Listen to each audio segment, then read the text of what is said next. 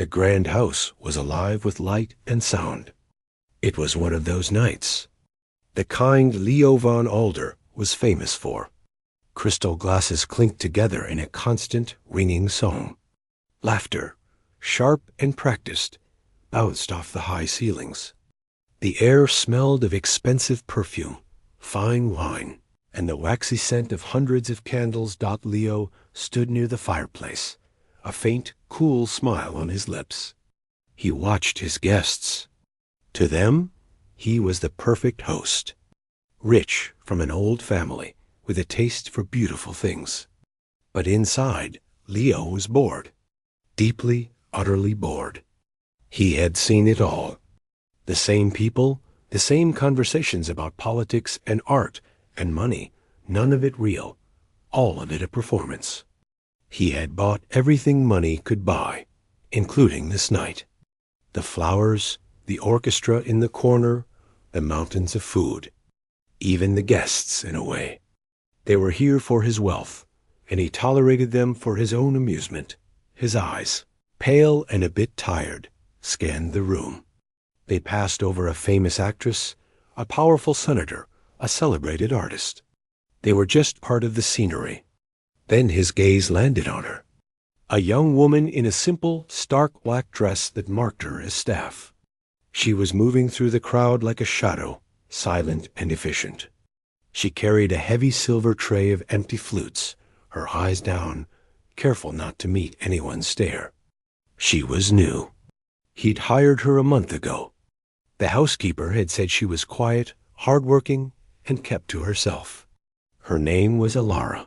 Something about her stillness, her focus on her simple task, pricked at Leo's boredom. She was so entirely unlike the glittering, noisy people around her. She wasn't trying to be seen. She was just there, a part of the machinery of the evening. An idea, cruel and sudden, began to form in his mind. It was a spark in the dry emptiness he felt. The centerpiece of the room was his newest prize. A piano, but not just any piano. It was a Bissendorfer, over a century old, made of rich, dark wood that seemed to drink in the light. He had spent a fortune on it. It was a piece of art, a symbol. And so far tonight, it had only been looked at, admired from a distance.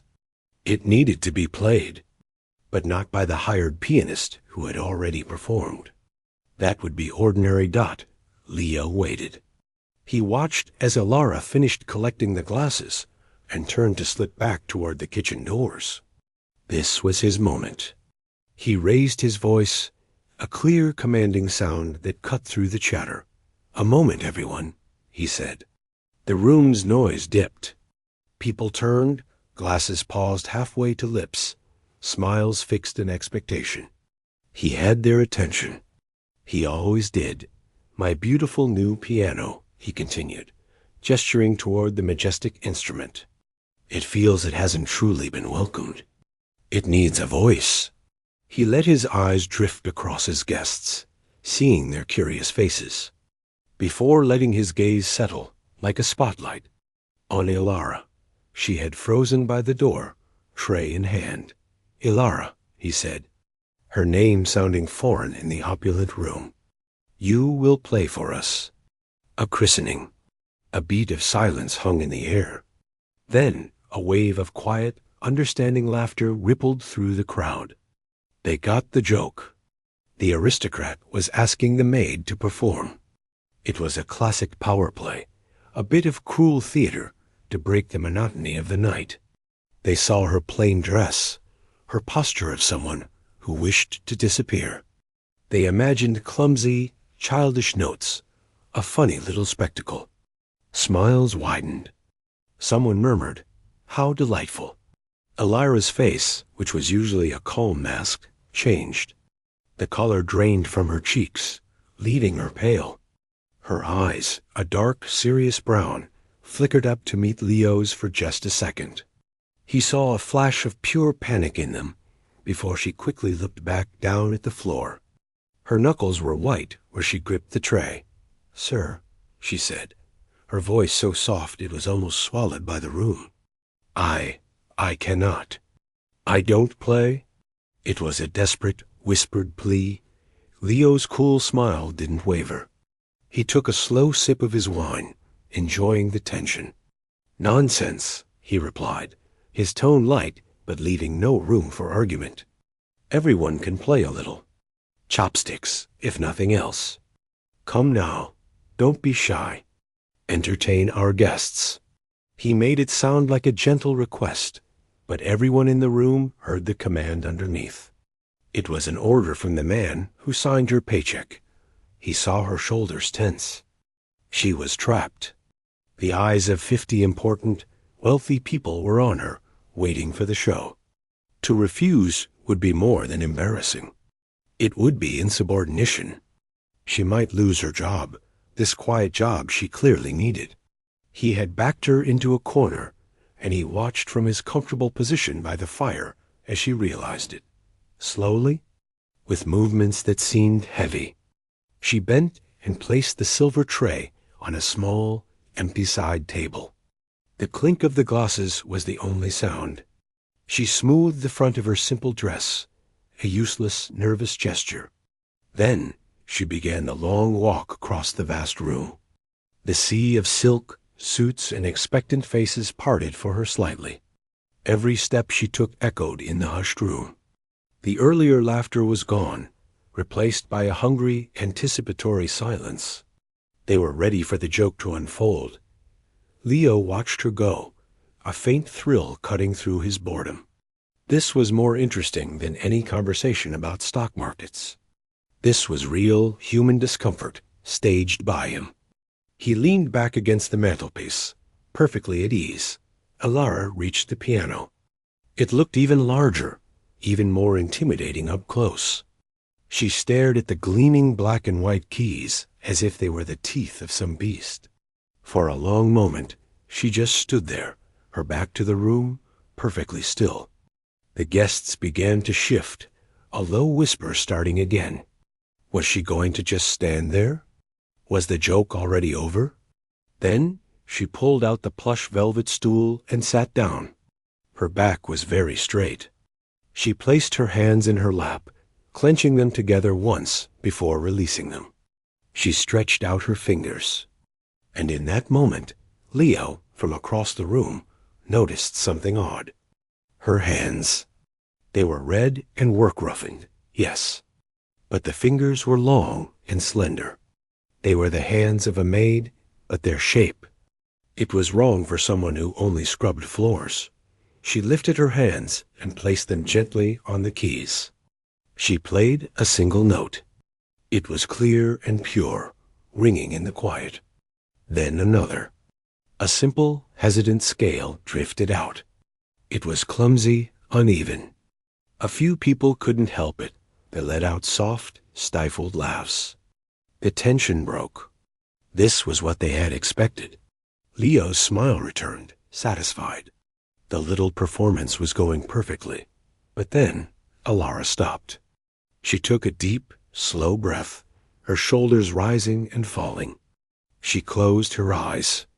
It was as if she shut out the room, the people, Leo, everything. When she opened them again, she was looking at the keys with a different kind of focus. Not fear, but recognition. Her posture changed.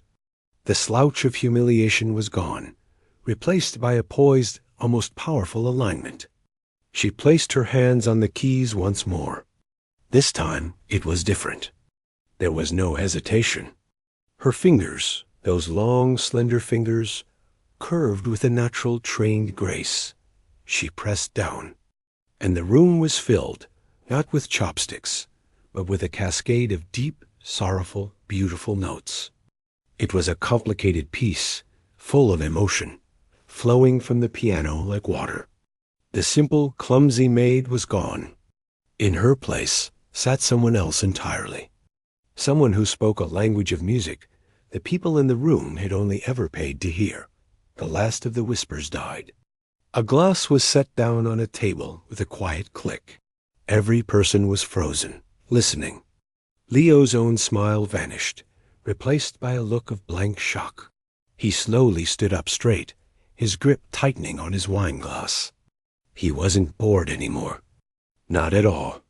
He was staring at the woman at the piano, trying to understand who, or what, he had just forced onto the stage. The joke was over, but the performance, a real one, had just begun. The music was a whisper at first. It was a quiet, rolling melody that seemed to pull the air from the room. The earlier silence had been noisy with expectation. This new silence was different. It was deep, a held breath. Every single person in the grand room stopped what they were doing. They were caught completely by the sound coming from the piano. Illyra's body was no longer stiff with fear. It moved now, just slightly, a gentle sway with the rise and fall of the music. Her eyes were fixed on her hands, but they didn't seem to be seeing the keys. They were looking at something far away. Her face, which had been pale with panic, was calm. A deep sadness lived in her expression, but also a kind of focus he had never seen in anyone. Leo stood by the fireplace, frozen.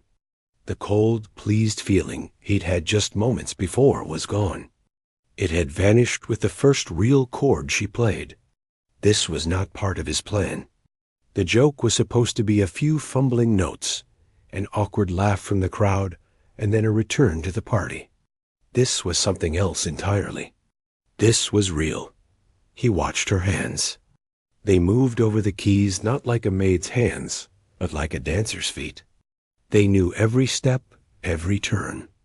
They were confident and sure, even as the music they made was full of longing. He could see the calluses, yes, but he could also see the strength and the strange, delicate grace in her fingers. They flew from the deep, low notes to the high, singing ones without a single mistake. The sound was clean and perfect. A man near the front, a banker who thought he knew everything about culture, opened his mouth as if to say something clever. Then he closed it again, his eyes wide. A woman who had been laughing loudly just minutes before had tears gathering in her eyes, though she didn't seem to know why. They all felt it. This wasn't a party trick. This was a feeling, poured out into the room through the piano. It was grief and memory and beauty all mixed together. It was honest in a way nothing else in that house had been honest in years. Leo felt a strange, hot prickling at the back of his neck. He was a man who controlled everything: his business, his home, his image, his guests. But he could not control this. He did not understand it. He had wanted to put her in her place, to show the distance between his world and hers. But with every note, she was erasing that distance. She was pulling them all into her world, a world made of sound and emotion that most of them were too busy or too shallow to ever visit. The piece she was playing changed. The sad, rolling melody grew stronger, more passionate. It swelled, filling every corner of the enormous room. The crystal in the chandelier seemed to hum along. The guests were statues. No one coughed. No one shifted their weight. They were prisoners of the music, and they didn't want to be free. Leo's mind raced, trying to catch up. A maid. She was a maid. She cleaned dust from the very furniture they stood beside. She washed the glasses they drank from. How could those hands, which scrubbed and polished, do this? It made no sense. It broke all the rules of the world he had built for himself. In his world, people had their roles. The rich created and appreciated art. The working class served. But here, in his own drawing room, those lines were blurring and melting under the power of her playing. He glanced at the faces of his guests. He saw awe.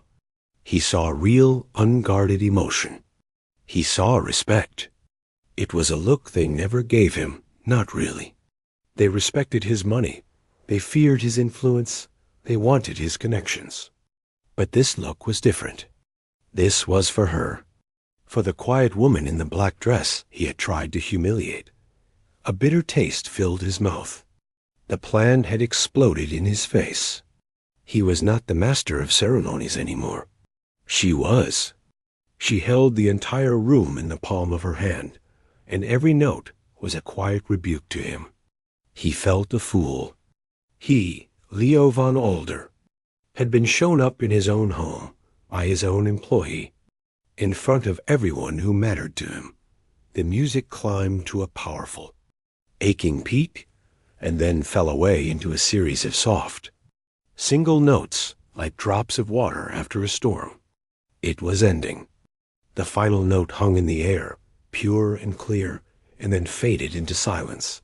For a long moment, no one moved. No one breathed. The spell was still on them. Then, a single person began to clap. It was Mrs. Thorne, the elderly music critic. Her applause was not loud, but it was sharp and firm, like a judge's gavel.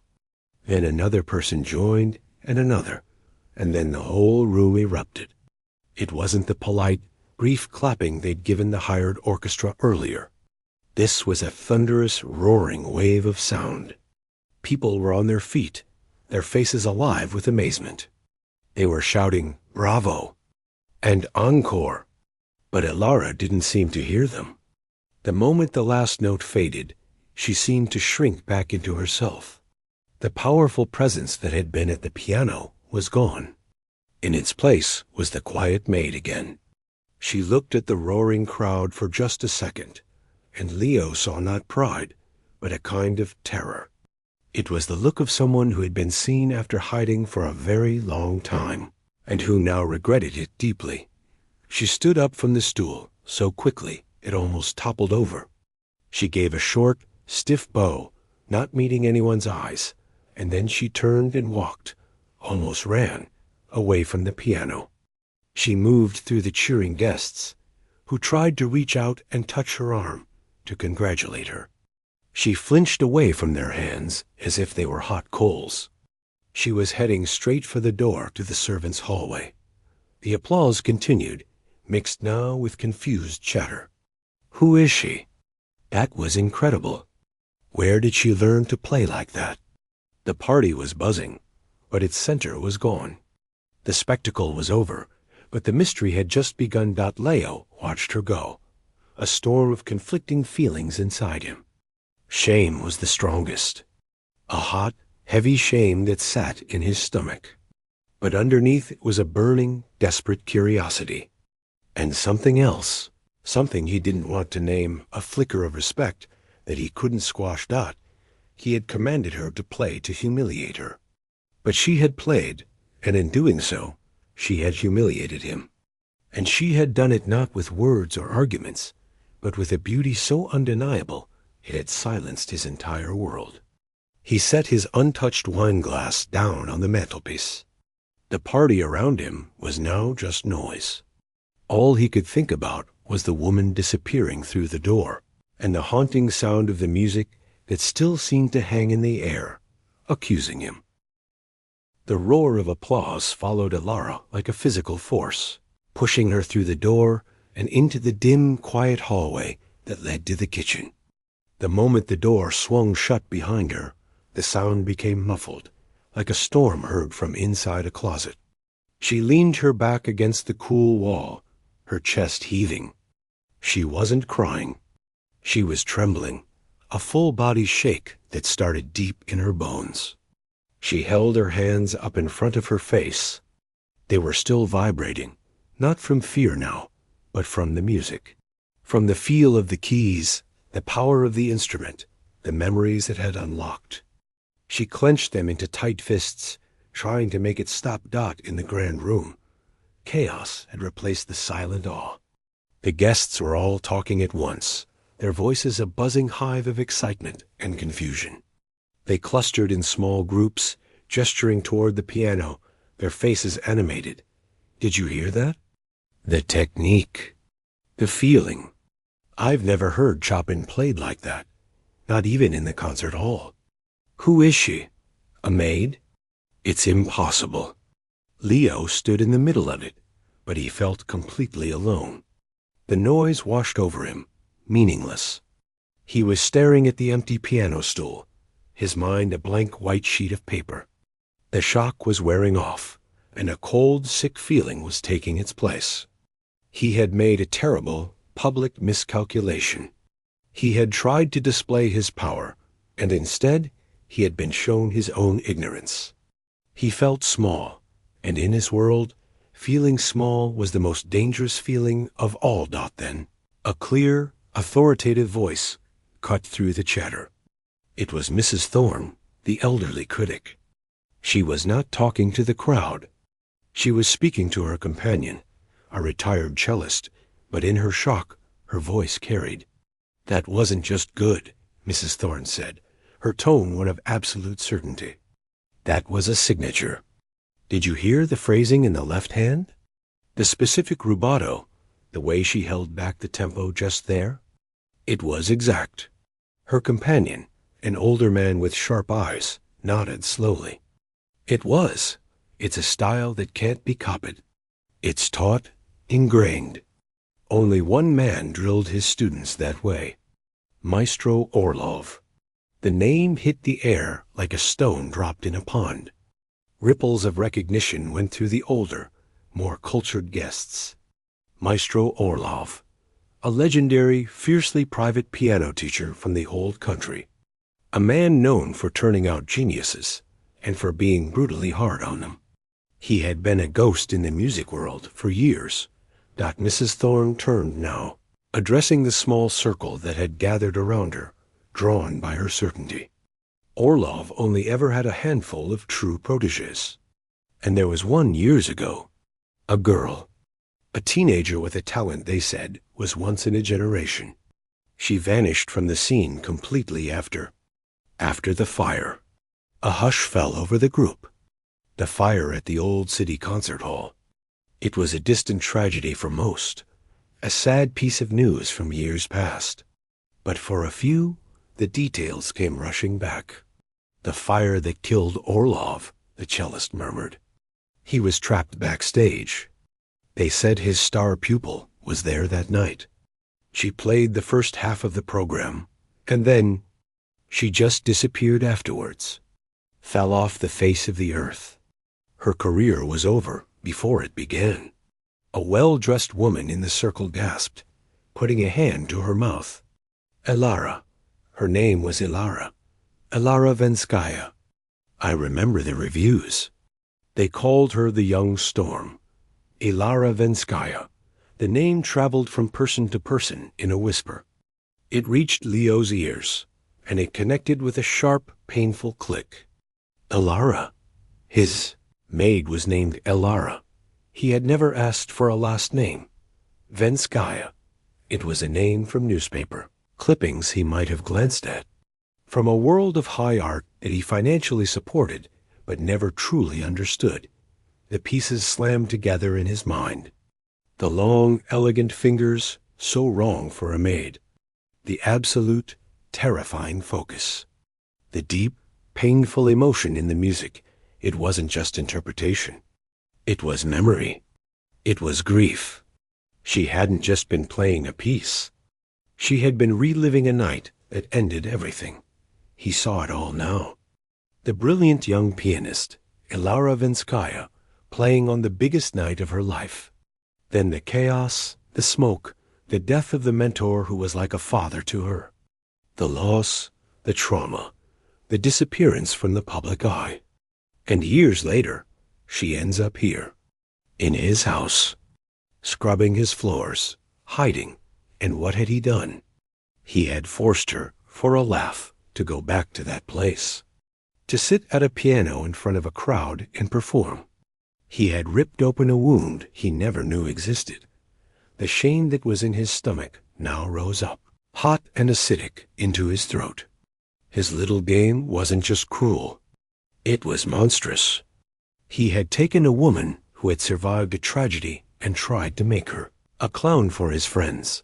The guests were now looking at the servant's door with a new kind of wonder. It was no longer a door a maid had fled through. It was a door that had swallowed a prodigy. The story was better than any gossip they had ever heard. The aristocrat who unknowingly hired a famous pianist as a maid. He had tried to humiliate her, and she had answered with a masterpiece. They would be dining out on this story for years, but for Leo, there was no excitement in the story, only a crushing weight. He looked around at his magnificent home, his expensive guests, his priceless piano. It all seemed cheap suddenly. Fake. A carefully constructed set for a play where he was the villain, not the hero. He needed air. He needed to get away from these chattering people, from their excited eyes. Without a word to anyone, he turned and walked not toward the kitchen, but toward his private study. He needed to be alone. But as he walked, the music played again in his head. He heard every note, but now he heard the pain underneath them. He heard the cry of a girl who had lost everything, a cry he had mistaken for entertainment. He reached his study, a dark-paneled room filled with silent books, and closed the door firmly behind him. The noise of the party was gone, but the silence in here was worse.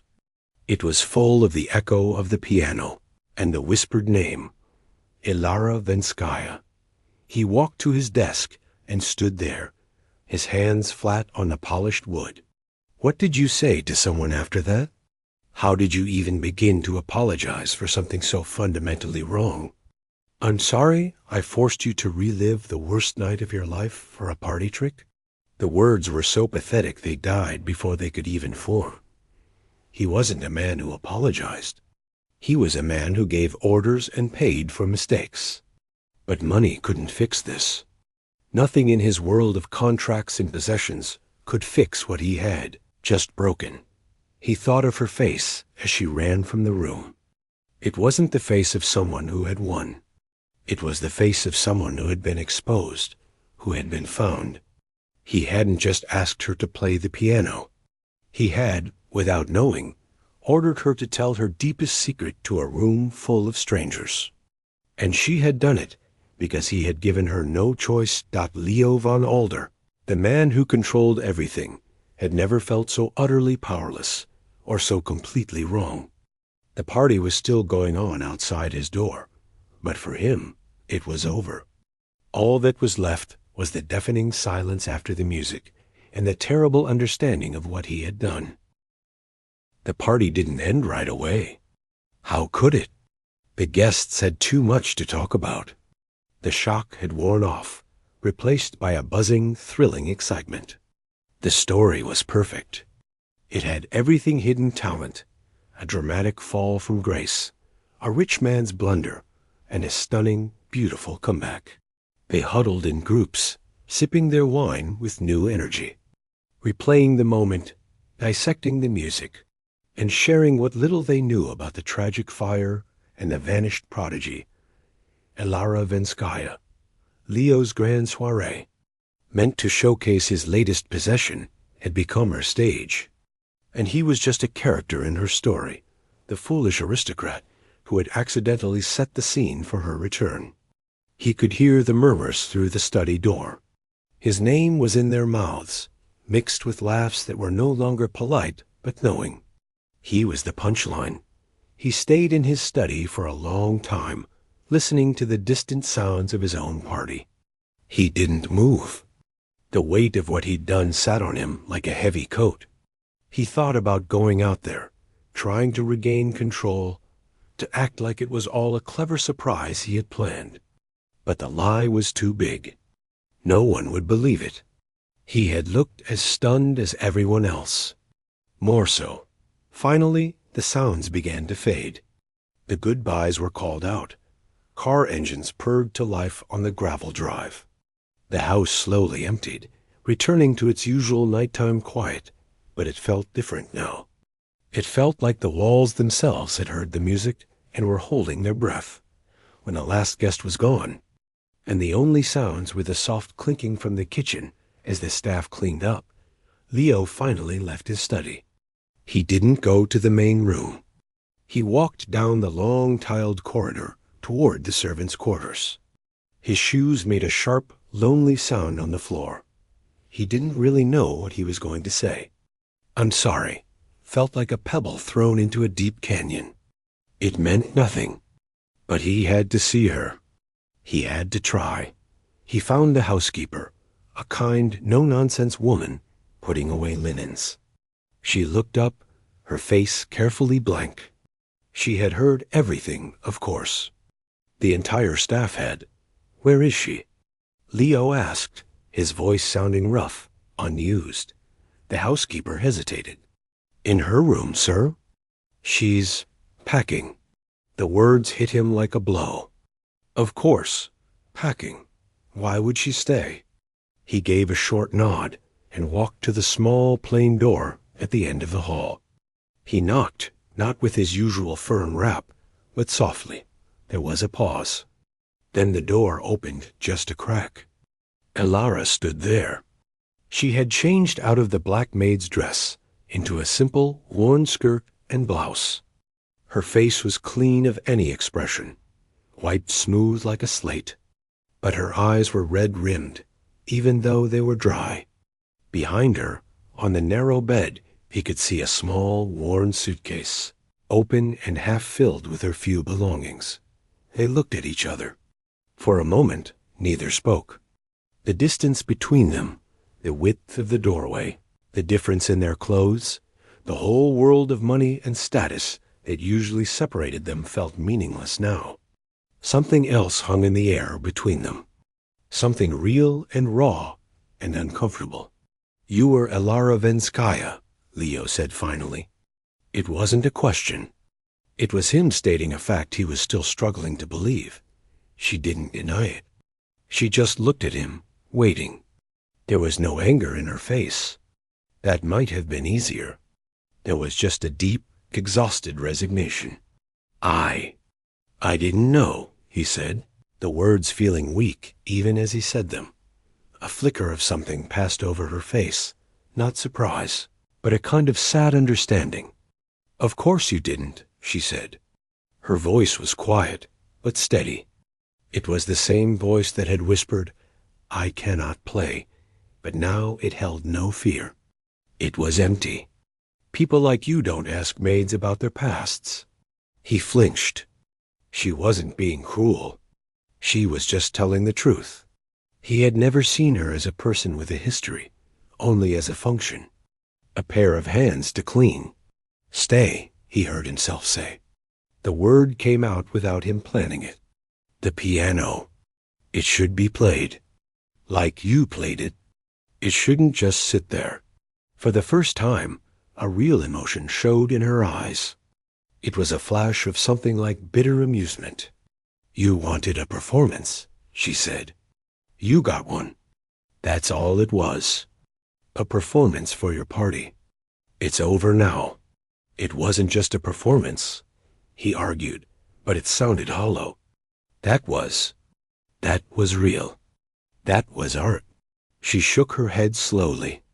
She turned away from the door and went back to folding a plain gray sweater, placing it carefully in the suitcase. "That was a ghost," she said, her back to him. "A ghost you ordered to dance for your friends." Elara Venskaya lived for the music. She lived for the applause, for the stage. She died in that fire with her teacher. What you saw tonight, that was just a memory, a reflex. "This," she said, gesturing vaguely at the room, at herself, "this is what's left. Someone who needs to work. Someone who needs quiet." Leo stood in the doorway, feeling more shut out than if she had slammed the door in his face. He was a man who solved problems with money, with influence. He could offer her a salary 10 times what she made. He could offer her the piano, teachers, a concert.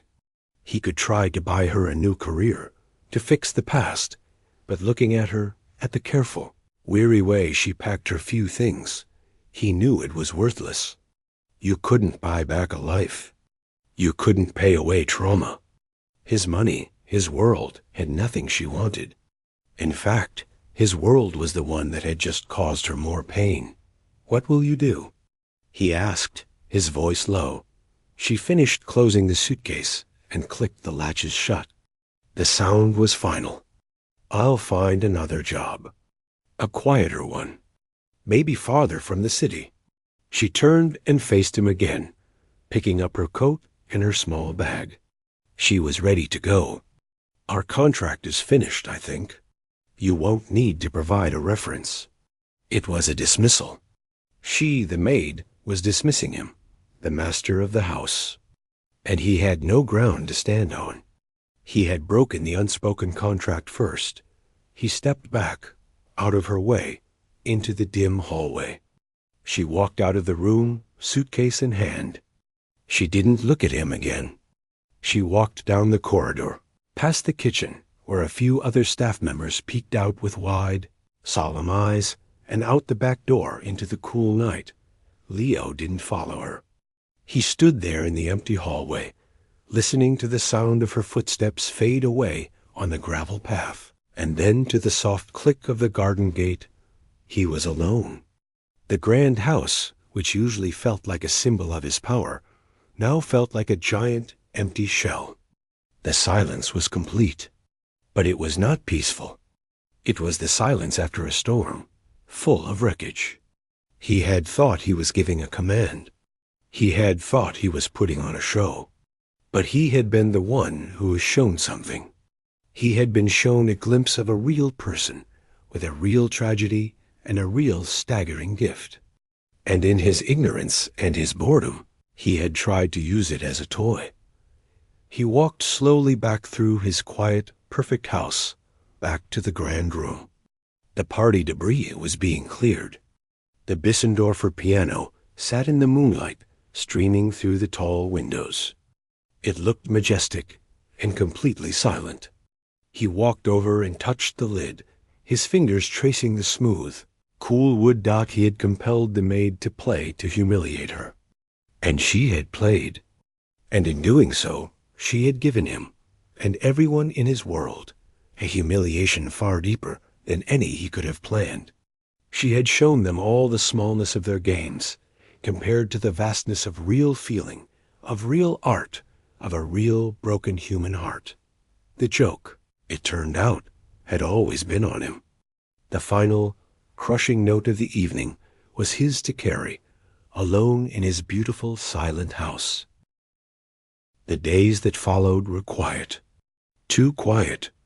The grand house, which was usually a place of subtle activity cleaners, gardeners, cooks going about their business, felt muffled. The staff spoke in lower voices around Leo. They had all heard the story, of course. They had heard the music from the kitchen door. They had seen Alara leave. They looked at their employer differently now, not with fear, but with a kind of careful watchfulness. He had crossed a line they all understood, and it had blown up in his face. The master was no longer a figure of untouchable authority, but a man who had made a very human and very cruel mistake. Leo tried to go back to his normal life. He had meetings in his polished office. He made phone calls about investments and properties. He ate meals prepared by his excellent chef. But nothing felt normal. The memory of the music was like a ghost in every room. He would be reading a report and suddenly hear a phrase of that haunting prelude in his mind. He would look out the window and see not the garden, but her face as she played, lost in a world of memory and pain. He found himself walking into the grand room often. He would just stand there and look at the piano. It wasn't a trophy anymore. It was a monument to his own ignorance. He had bought it to impress people, to own a piece of beauty. But he had never understood beauty, not really. He only understood price tags and prestige. She had shown him the difference. About a week after the party, Mrs. Thorne, the music critic, called. She was polite but direct. "I am writing a small piece," she said. "Not a gossip column. A reflection on the nature of art and where we sometimes find it. Your evening will be a part of it. The names will be changed, but the story will be recognizable. I thought you should know." Leo didn't argue. He just said, "I see." He knew he deserved it. The story was out there anyway, spreading through the city in whispers. This would just make it official in certain circles. His humiliation would be complete written down in black and white. He found he didn't even care about that part anymore. The private humiliation, the one he felt inside, was so much heavier. The true weight was the understanding of what he had taken from her. He had forced a woman who associated the piano with the worst loss of her life to perform for a crowd of strangers. He had treated a deep personal wound as public entertainment. He kept thinking about her words. Asterisk, you wanted a performance. You got one. Asterisk, she had given him exactly what he asked for, and in doing so, showed him how cheap his request had been. One afternoon, he couldn't stand the silence of the house anymore. He told his driver he wouldn't be needed and went for a walk. He didn't go to his usual clubs or parks. He walked without direction, through parts of the city he usually only saw from the inside of a car. The noise and the life of the streets were a strange comfort. He found himself outside a small old music school. It was a modest brick building, nothing like the grand conservatories he donated to. Through an open window on the ground floor, he could hear the clumsy, earnest sounds of children practicing scales. A wrong note here, a fumbled rhythm there. It was the sound of learning, of trying. It was nothing like the flawless, heartbreaking perfection Elara had produced, and that was when it hit him fully. That perfection had come from a lifetime of work, from years of that same kind of clumsy practice as a child, of sacrifice, of a rare gift being nurtured by a strict teacher. It had come from love for the music, and it had all been shattered in one night of smoke and tragedy. The piano had gone from being her voice to being a tombstone for her old life, and he had forced her to sit at it and perform seances with her own past. He turned and walked back home, the sounds of the children's piano fading behind him. His mind was made up. He couldn't fix it. He couldn't bring back her teacher or her career. He couldn't erase the fire or his own actions. But the one thing he had, the one ugly thing he had done, was to use his power to make her perform. He could never take that back. But he could try, in some small, useless way, to do the opposite. When he got back to the house, he went to his study. He took out a piece of his heavy, expensive stationery and a pen. He stared at the blank page for a long time. Then he began to write. He didn't write an apology. Apologies were for the person who made them, to feel better. He wrote a letter of reference, but not the kind she had refused. He wrote that Elara, whose full name he now carefully wrote as Elara Venskaya, had been in his employ. He wrote that she was a person of the highest integrity, remarkable strength, and unimaginable talent. He wrote that any employer would be fortunate to have her, and that her past in no way diminished her character, but rather spoke of her resilience. He signed it with his full name and title, a name that carried weight in the city. And he did something else. He contacted his lawyer. He had a new clause added to his will. The Bissendorfer piano was to be donated, not to a museum or a university, but to a small, specific community music school in a part of the city that couldn't afford such an instrument. The only condition was that it be used to teach children for free. He didn't put Elara's name in the document, but he knew. It was a monument, not to his shame anymore, but to the beauty she had shown him existed, and to the idea that such beauty should be a gift, not a command. He never tried to find her. He knew she didn't want to be found by someone like him. The letter of reference was sent to the agency through which she had been hired, with a note asking them to forward it if she ever got in touch. He didn't know if she would. He hoped she would find her quiet job far from the city. He hoped she would find some pieced-out life in the big house settled into a new rhythm. The party was never spoken of again. Leo still hosted events, but they were quieter, less about show. He listened more than he spoke. He sometimes thought he saw a flicker of surprise in the eyes of old friends, a sense that the sharp, bored edge he used to have was gone, sanded down by something they couldn't name, And sometimes, late in the evening when the house was silent, he would sit in the grand room. He wouldn't play the piano. He never learned. He would just sit and look at it. The memory of the music she had played was no longer a sting. It was a sad, beautiful thing that lived in the air. He had compelled the maid to play to humiliate her. And she had played. And in doing so, she hadn't just stunned the audience. She had, in the end, changed the man who had given the command. Not completely, not into a hero, but into someone who could, finally, hear the silence after the music and understand what it meant.